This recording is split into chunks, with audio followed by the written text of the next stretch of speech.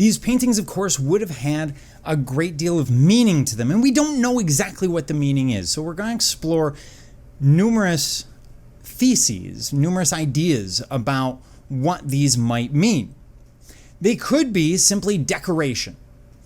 In other words, maybe it was a day that they couldn't go out and hunt for whatever reason, and they decided, you know what, let's go draw some things. It's a very human thing to just draw and create something. I mean, how many of you have hobbies and crafts where part of what draws you to it is the fact that you're creating something that didn't exist before you made it?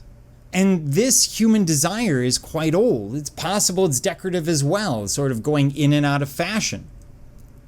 They may have had magical properties, maybe superstitious. The idea being that they created these images.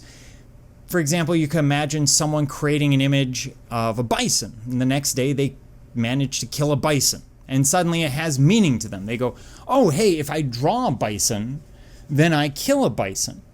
And you go, well, that's ridiculous. That doesn't really happen, but it does. We did the same thing with pigeons. B.F. Skinner created a scenario by randomly feeding pigeons where the randomness set them off. And they would, for example, prune their left wing, get food when they're doing it, and then continue preening their left wing every time they want food, imagining that there's some kind of connection there.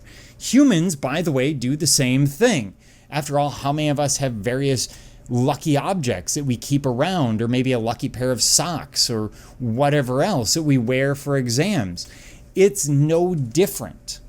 It happens commonly in baseball players or stock traders, where they wore a certain tie on a day that they made a great trade, and they're going to wear that tie more often when they're looking for that added bit of luck. We all do it. And it's not that much of a stretch to imagine prehistoric man doing the same thing, making those connections when doing those drawings. It could be fertility and survival of the herd, the idea being that they're replacing the animal that they just killed and ate with another one, or a representation of one that will then come back as some kind of spirit that will somehow renew the group. It could also be encouraging the group. For example, if I draw more bison, maybe that herd will get larger. These could be gods, deities, or spirits. The idea being that sort of an early form of reincarnation, that these are the spirits of these figures. And maybe it's having respect for the bison that you just killed. Maybe it's that you believe that the bison is actually your friend Bob, who died 3 weeks ago, and now he's being reincarnated into this bison form. Also, the idea of animalistic gods is not a new one. We looked at the feline sculpture, human form with feline head, and it's the same idea. These may be representations of gods, deities, or spirits, some kind of animalistic religion, and it makes a lot of sense. It is possible that these are nothing more than guides to animals that are in the area, so that when that tribal group, when that clan comes through that area again, because it may not be annually, maybe it's been 5 years or 20 years since they came through the area, they know what they're looking for. Or it could be somehow symbolic, almost like a map, of where to find these herds, where they tend to hang out, where to find them.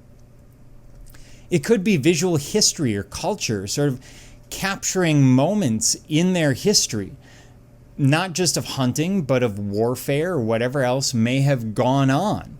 And in that case, the animals might be highly symbolic, and we simply can't read the symbolism. Or they could be shamanic visions. Shamans are people who speak to the gods in very loose terms. And the shamanic visions could be what they see. In other words, it's a way of them speaking to the gods, or speaking to the clan, the tribe, the group, about what they saw, and using that as a form of divination or fortune telling, maybe passing on ideas from the spirit world. There are a lot of possibilities for what these figures were there for. What we know is that we find them in Africa, we find them in Europe, in the Middle East. We don't know exactly why they were created but they are quite common. By the way, we find pictographs and something somewhat similar in the Americas and elsewhere. So it's not limited just to Europe.